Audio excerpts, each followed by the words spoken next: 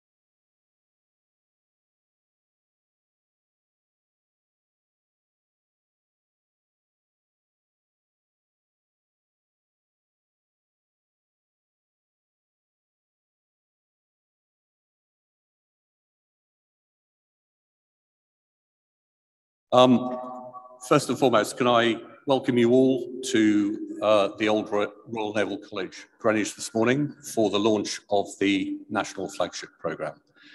And what better venue than being in my old alma mater to be able to do this. I'll do the health and safety bit, so we're not expecting any fire alarms.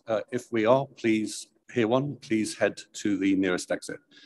But beyond that, I also don't intend to steal anybody else's sandwiches. We've got a number of speeches and pitches this morning, which will explain to you exactly what we're trying to achieve out of this programme, which will be fundamentally about the best of British and supporting the UK's position as a global maritime leader going forward. I'll shortly invite the Secretary of State, the Right Honourable Ben Wallace, MP, to come and tell you about this programme and how we intend to take it forward. It's brilliant to see so many of you here this morning. But before that, we have a message from our Prime Minister, Boris Johnson.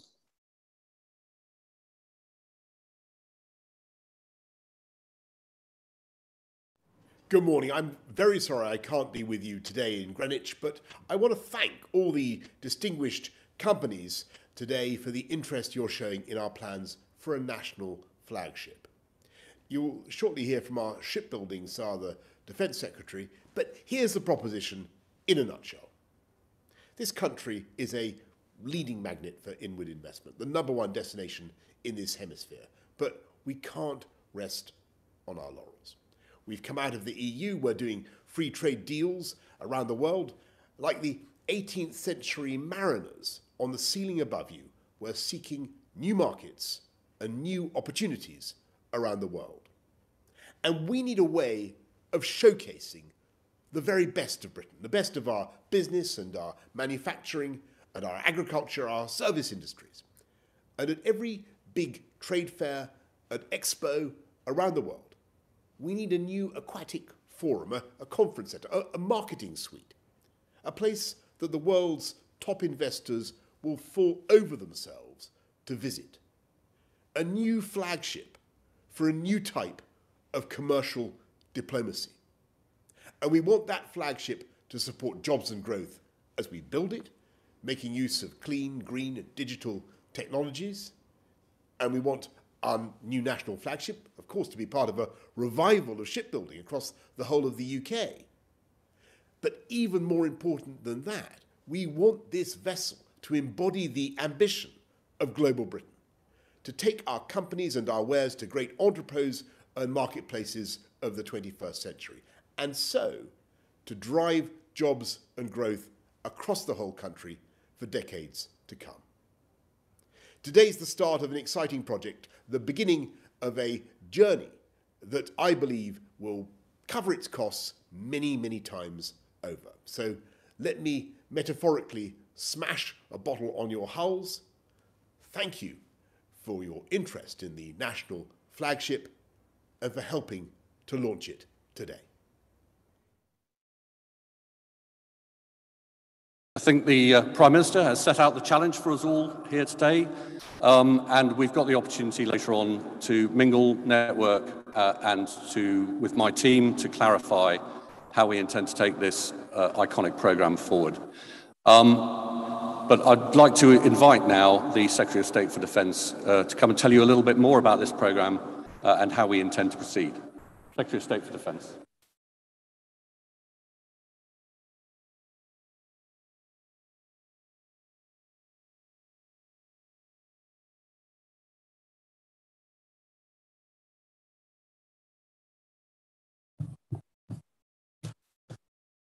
Good morning. I shall try and compete with the acoustics and do my best. It's a real pleasure to be here today in Greenwich, the epicenter of perhaps Britain's maritime heritage.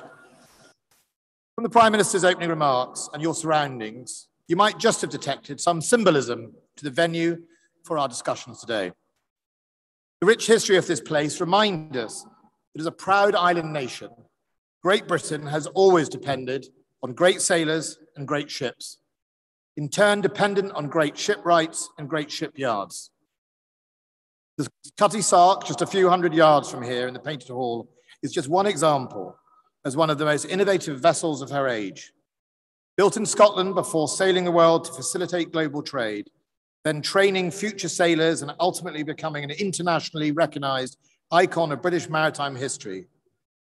The Greenwich is the perfect place from which to reflect not just on that heritage, but how important our shipbuilding fortunes still are to our nation's success. After all, this is a sector that generates billions for our economy and spreads prosperity across the nations of our United Kingdom. It's an industry that directly provides for the livelihoods of some 44,000 people and their families, from Appledore to the Clyde, and so many more indirectly through the supply chain.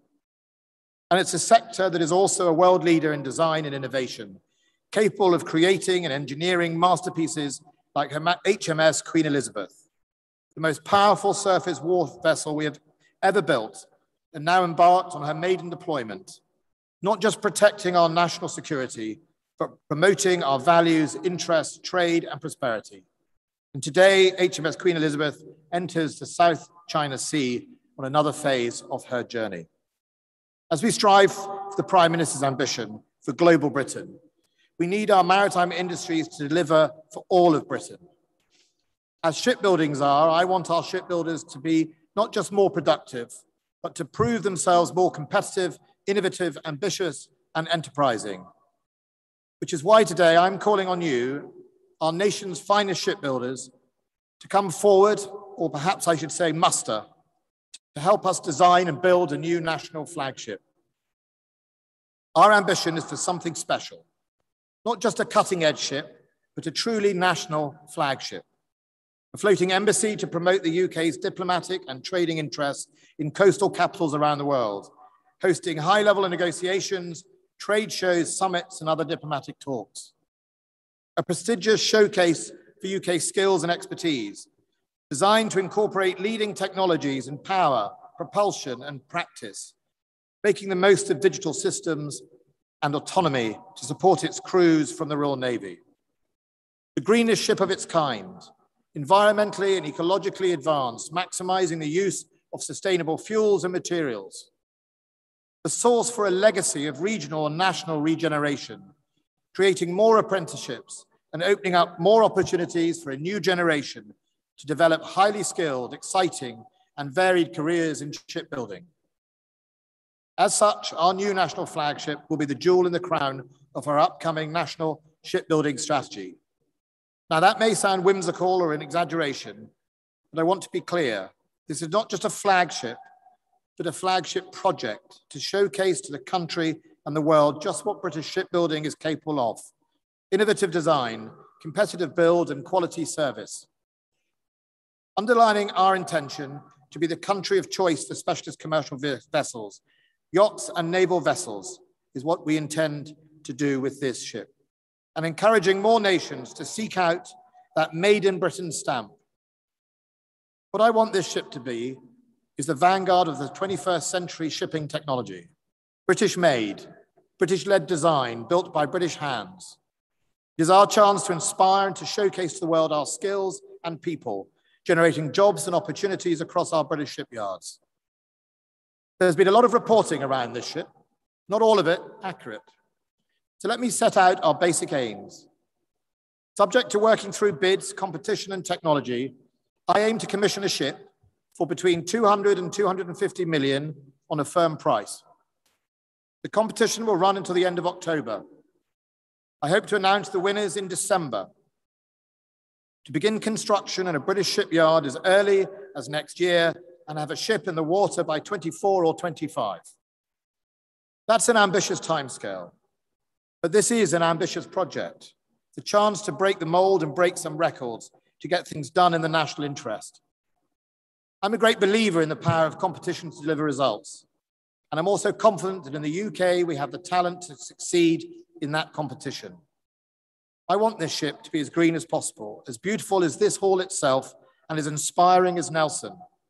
I want the grandparents of the future to boast to their grandchildren and say one day, I helped build that ship. One of the joys of my job is visiting yards and factories and meeting the young men and women who work on the projects.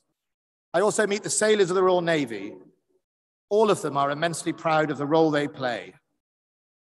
The Prime Minister and I believe that at the very least, we owe it to them to invest in their futures.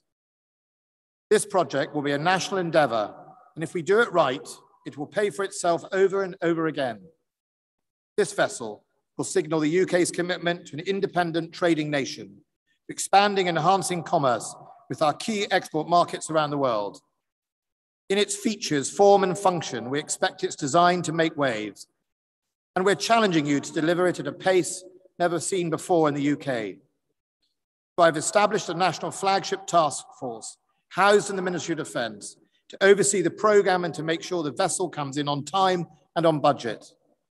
And today we are setting out the project and design principles and will provide an outline of our requirements. And then it's over to you to show us what you can do. But I only have to look at our maritime heritage to know you will rise to the challenges. In this hall devoted to the golden age of sail, we're sparking a new shipbuilding renaissance, not just creating a vessel, just like the Cutty Shark, that will sail the seven seas for decades to come, and in doing so to become another famous flagship and to once more pilot our nation towards the shores of future prosperity. So thank you for joining us today. I'm excited to discover what we can all achieve together. I want you to build, design, and compete in the spirit of British endeavour, something that I know we'll all be proud of, and one day hopefully stand on the deck of this ship and be able to boast as ministers and manufacturers, we did it, and we did it this century. Thank you.